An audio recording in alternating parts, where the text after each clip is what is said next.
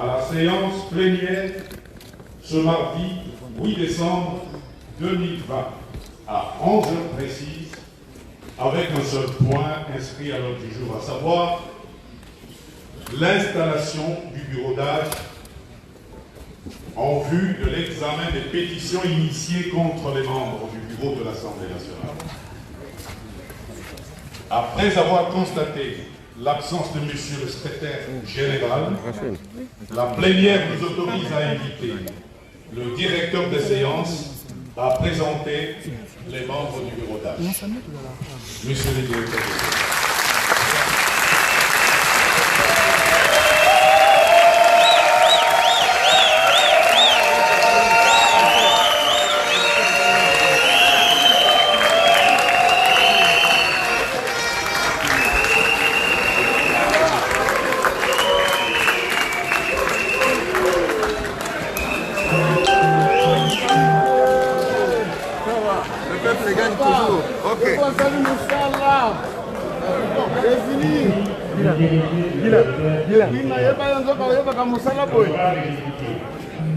Selon les renseignements disponibles au bureau chancelier de l'Assemblée nationale, l'honorable Bosoko Diakwara Christophe, né le 7 août 1942, a 78 ans d'âge. Tandis que les honorables Aminata Namasia Basirou et Moussa Oubambouli Gaël sont nés respectivement le 10 mars 1993 et le 2 août 1993. Par conséquent, l'honorable Bosoko Diakwara est le doyen d'âge, tandis que les honorables Aminata Namasia et Moussa Oubambouli sont les moins âgés. Je leur demande de se lever pour être applaudis par l'audice assemblée.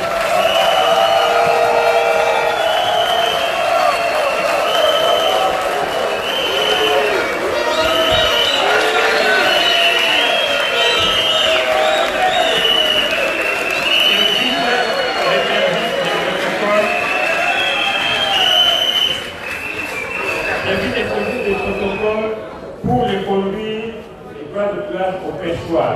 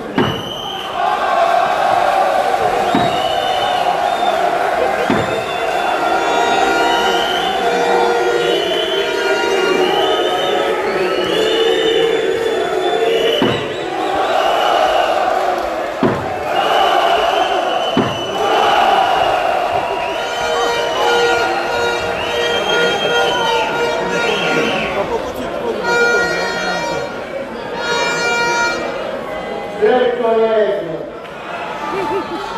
la liste de présents présentée par nos services administratifs nous renseigne que sur 500 députés nationaux, 279 279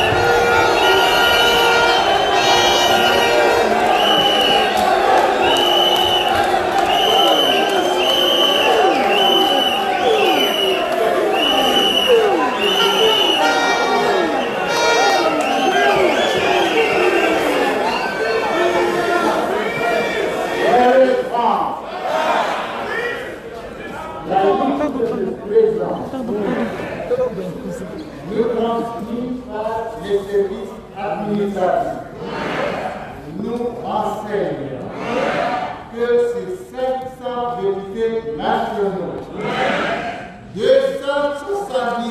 députés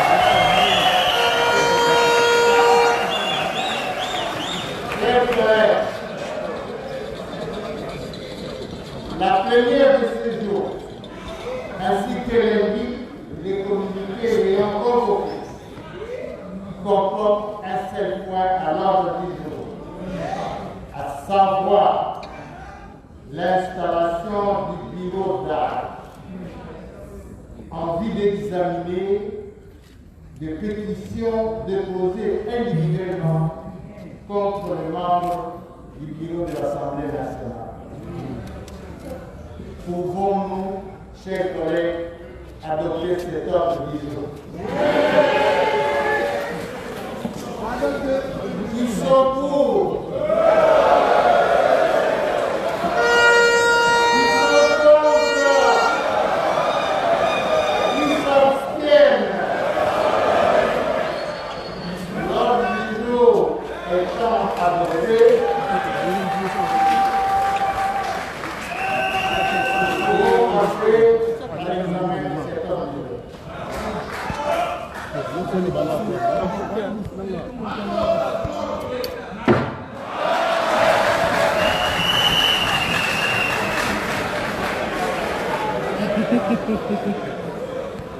chers collègues, la présentation du bureau d'art vous a été faite par le directeur de séance.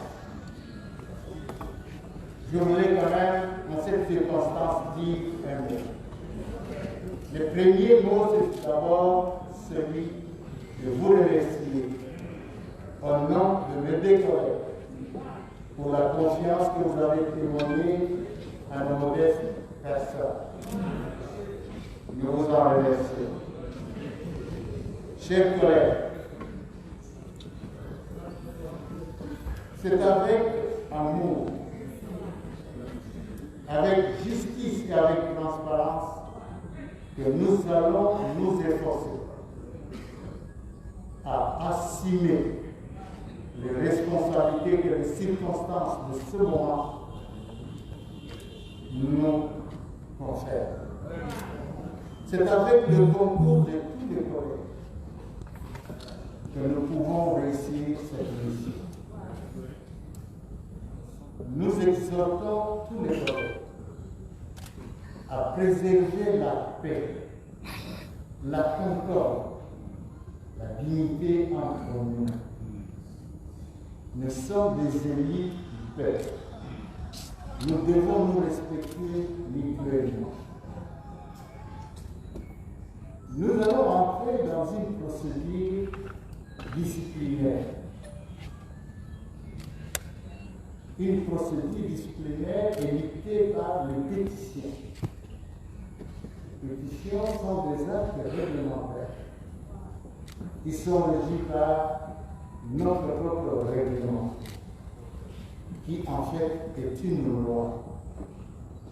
Nous allons les examiner en toute quiétude, en toute sérénité. Nous devons reconnaître à nos collègues qui sont accusés le droit d'assurer leur défense. Nous devons les faire dans le respect de tout être humain. Et de surcroît, ce sont nos collègues que nous avons élevés Au niveau du bureau, au jour d'aujourd'hui, certains collègues ont estimé ne plus être d'accord avec eux.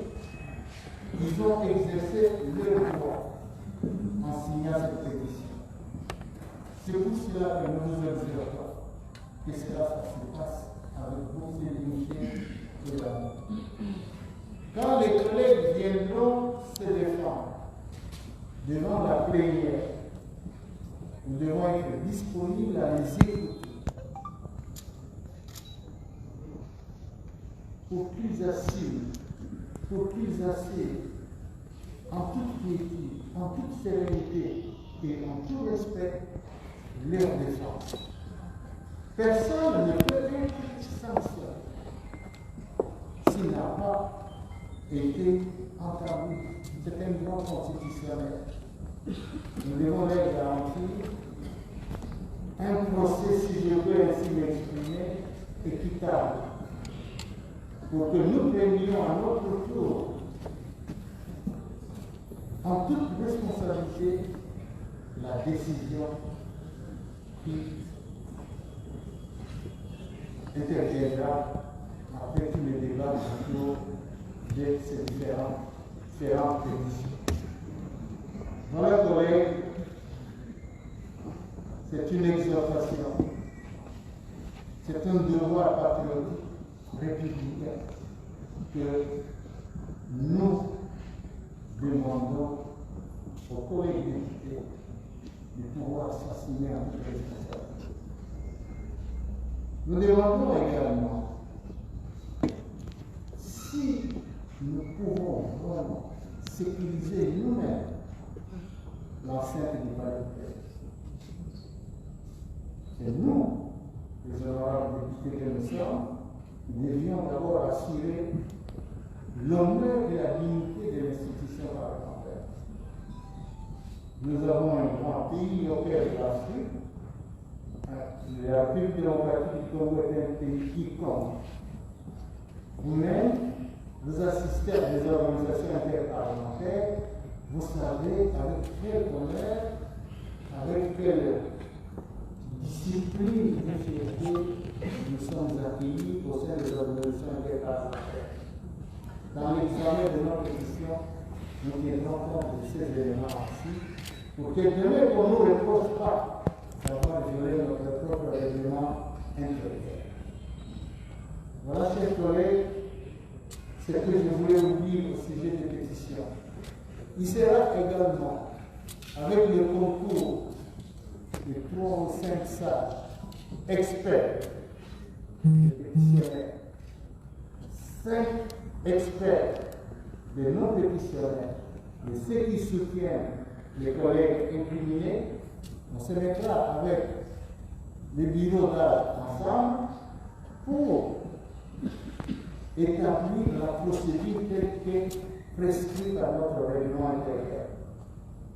Document de procédure que nous présenterons en plénière, et la plénière aura la responsabilité de corriger, d'amender, de modifier.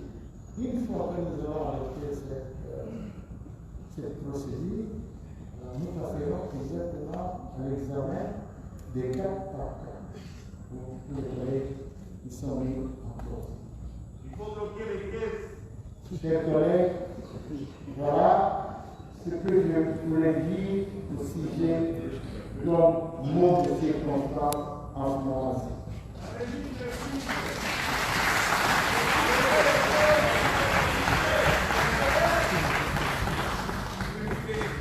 Honorable, chers collègues, au regard de l'urgence que révèle l'objet de l'ordre du jour, votre bureau vous propose que la plénière consacrée à l'examen des pétitions si haut évoquées soit fixée à jeudi à 10h.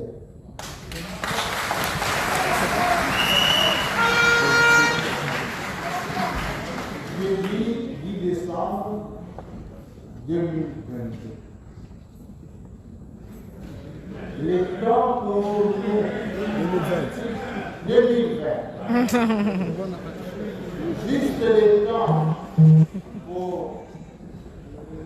votre bureau d'âge et les experts ainsi que les services administratifs de s'organiser, de se préparer pour notifier nos collègues qui sont inclus. Pouvons-nous procéder de cette manière, chers collègues? Il en est ainsi décidé, comme plus rien n'est encore inscrit à l'ordre.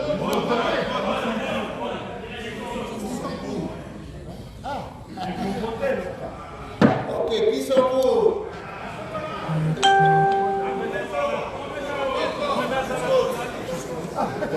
Qui sont pour? Qui s'abstiennent?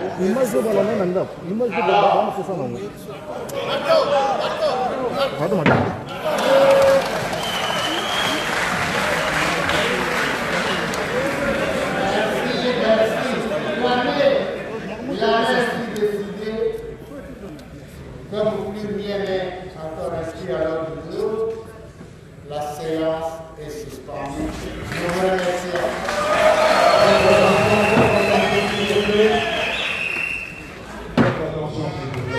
Voilà.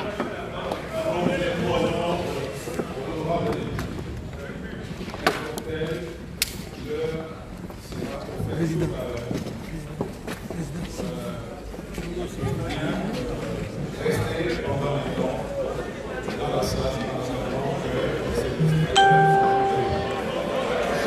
Et nous demandons qu'on libère le couloir afin que la plénière applaudisse la sortie de 3 membres du bureau provisoire.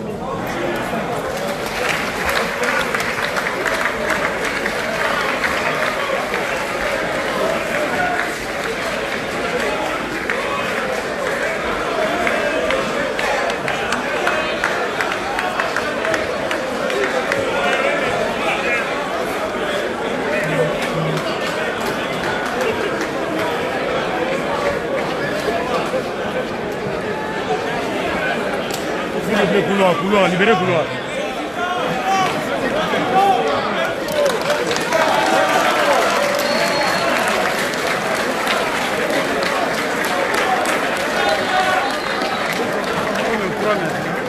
Ok. Ah. Tu commences à me croire. Mais...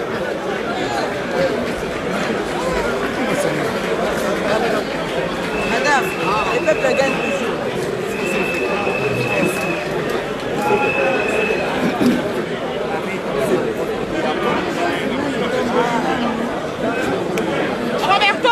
Roberto.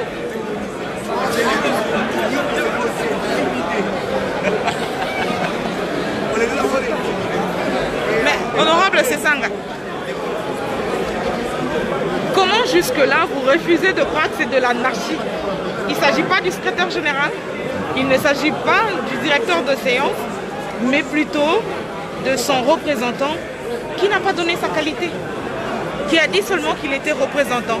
Qui est-il par rapport à l'administration? Le problème est que nous avons affaire à une obstruction systématique, à une confiscation des institutions par le bureau, qui refuse de fait de rendre compte de sa gestion à des collègues. Et face à ces manquements, les députés doivent s'assumer. Vous savez, il y a quelqu'un que je tiens pour un modèle, c'était Mirabeau.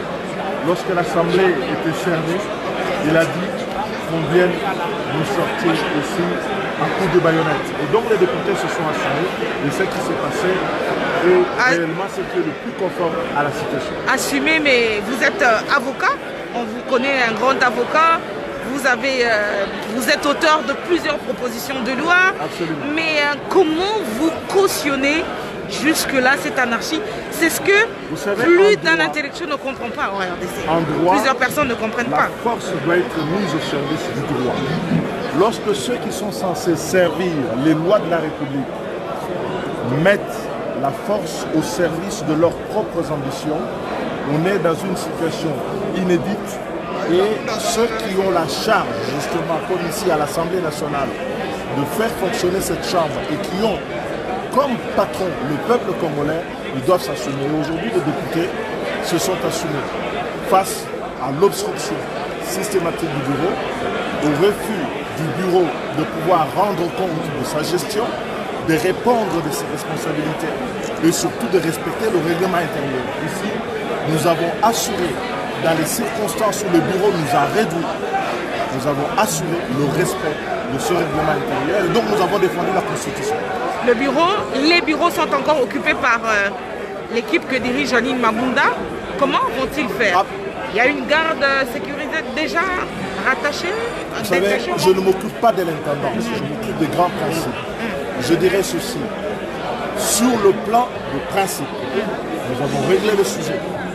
Maintenant, c'est la procédure qui doit suivre son cours. L'intendance suivra. Ce dont vous parlez, c'est l'intendance.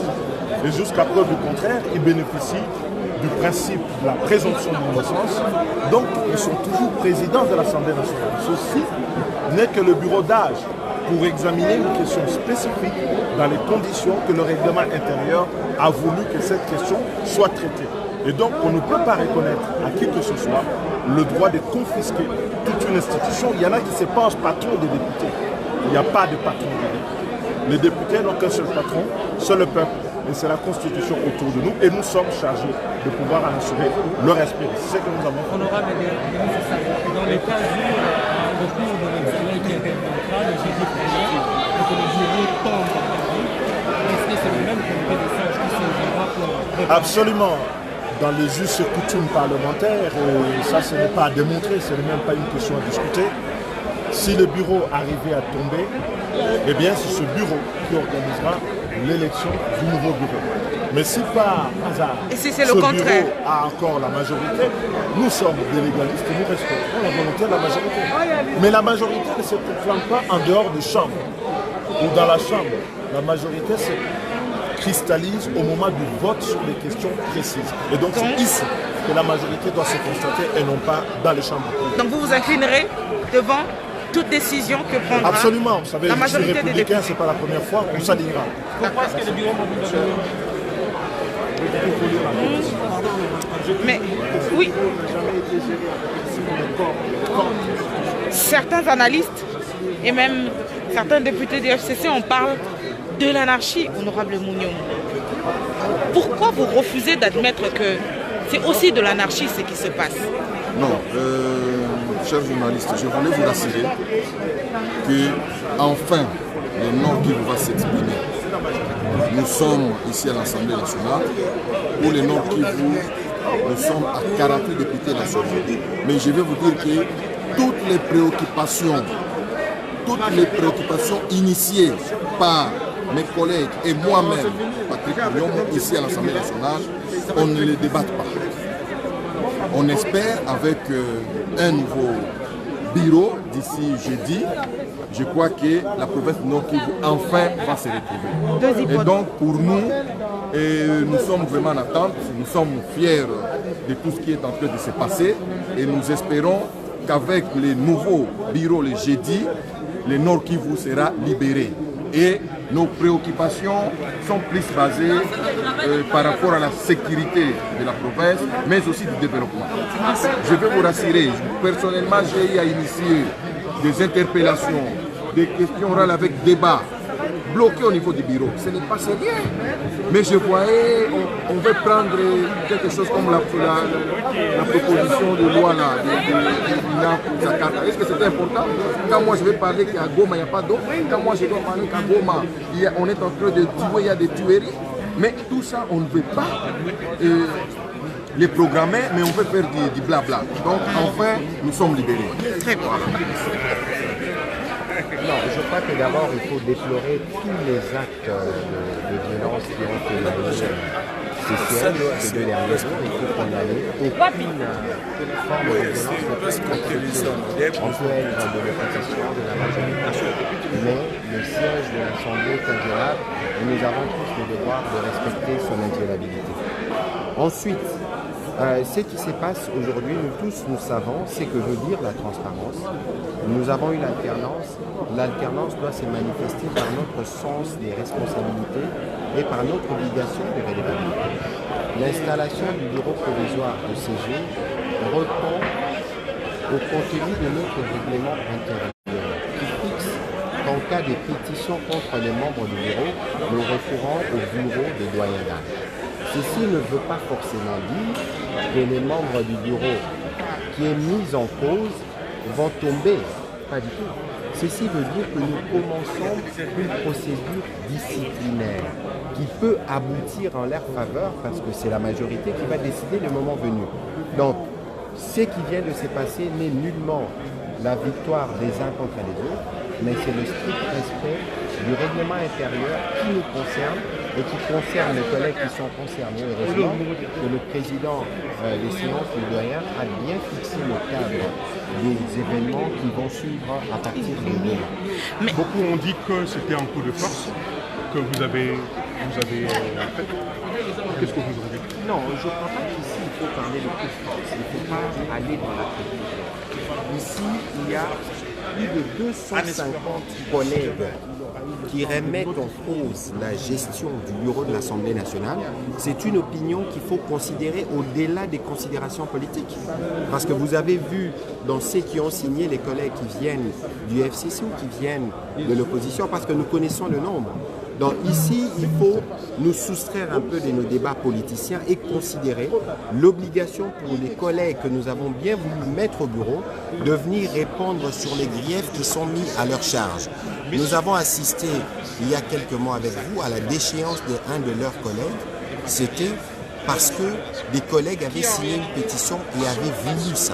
Et donc, comme nous sommes dans un contexte où nous voulons l'exemplarité, la transparence, j'invite les collègues du bureau à venir répondre devant l'Assemblée plénière de leurs pairs qui leur ont élus, qui les ont élus, pour que s'ils nous convainquent, on leur renouvelle la confiance. Merci honorable. Tout simplement. Et dans l'hypothèse où on passe au vote et que le bureau Mabunda reçoit le soutien de la majorité des députés. Mais c'est tellement évident que si le bureau précédent, le bureau de Mme Mabunda requiert la majorité, nous allons tous nous plier. Il n'y a pas de mythe à se faire là-dessus. Ici, c'est une procédure qui est prévue par notre règlement intérieur. Nous tous, nous sommes tenus à la respecter, à y souscrire. Si la sanction est positive, la plénière les saluera, ça consolidera les collègues qui sont au bureau. Si ce n'est pas le cas, nous tirerons les conséquences. Et si elle ne répond pas à l'invitation de la plénière? La plénière en décidera le moment venu. Merci.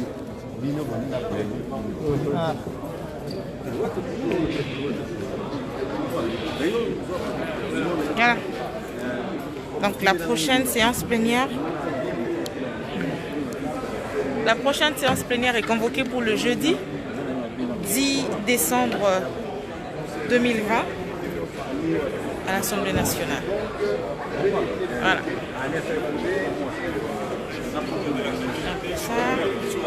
Ah, honorable Marcel. Honorable Liaou. Je vais prendre l'honorable Liaou.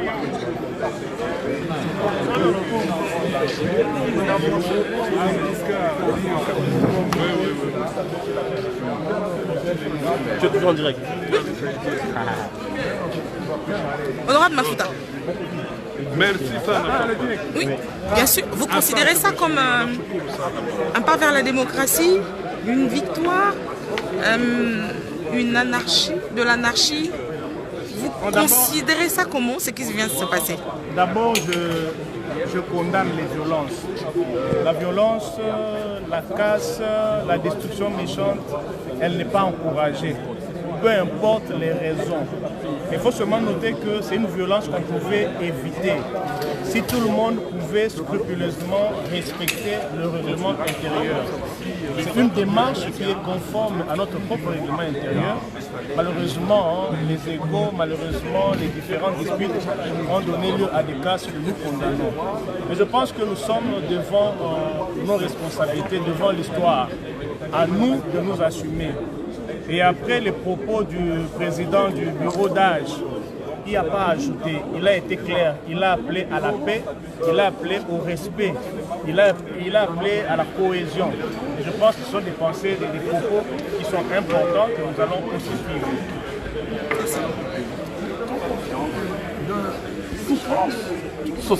des souffrances sociales que vivent les Congolais tous les jours. Quand on est élu, vous savez, comme moi, du Congo profond, on dort plus, on perd le sommeil, parce qu'on regarde les souffrances sociales qu'en vit la population. Et les Congolais attendent de nous des solutions face à leurs problèmes. Ils ne souhaitent pas nous voir nous complaire à des tactiques sinueuses ici au Parlement. Nous sommes là, bien cravatés, et en train de parler des accords politiques, alors qu'eux sont en train de brûler, d'être englués dans des problèmes sociaux. Donc il faut résoudre ces problèmes, il faut du concret, il faut des solutions. Et ça passe par les sursauts, ça passe par des lois véritablement qui impactent à la situation socio-économique du pays. Ça passe par un contrôle parlementaire sérieux. Ça passe par une évaluation de nos politiques publiques. Et ça, c'est essentiel. Et nous avions conclu avec beaucoup d'autres collègues que les bureaux actuels, sortants, en tout cas qui est incriminé, n'étaient pas à la hauteur de sa tâche. Et les règlements intérieurs nous confèrent la possibilité de pouvoir procéder à ces changements. Et ça passe par cette pétition. Nous déposons donc des pétitions, comme nous l'avons fait individuellement, et puis nous espérons que ces pétitions vont aboutir par une déchéance, et cette déchéance va ouvrir la voie au remplacement du bureau. Mais l'enjeu, j'insiste, n'est pas tant de changer les hommes et les femmes qui sont là afin de garder les mêmes pratiques. L'enjeu, c'est véritablement d'instaurer un renouveau démocratique, d'instaurer une nouvelle façon de travailler sur le plan parlementaire, avec un peu plus de sérieux, en plaçant au centre de notre action législative les Congolais et leurs préoccupations. Nous nous sommes éloignés de ces préoccupations. Nous devons, si vous voulez, réconcilier les Congolais avec l'avenir et l'espoir d'une vie meilleure, mais nous devons aussi réconcilier les Congolais avec les représentants que nous sommes. On nous regarde aujourd'hui comme nous regardons avec nos concitoyens comme chiens et chats. Il n'y a plus de confiance. Il faut ressouder cette confiance. Et il faut réconcilier les Congolais entre eux. Et nous avons décidé, dans le cadre d'une union sacrée telle qu'appelée par le président de la République, de nous mettre, si vous voulez, en ordre de bataille, nous mettre en mouvement, suivre ces mouvements sociétals que le président de la République a lancés. C'est un choix des sursauts, un choix de l'audace. Ça dépasse les clivages politiques. Il faut dépasser les clivages politiques. Nous sommes dans un moment, un tournant historique de notre pays. Vous savez, en 1980, lorsque le 13 parlementaire avait adressé au président Mobutu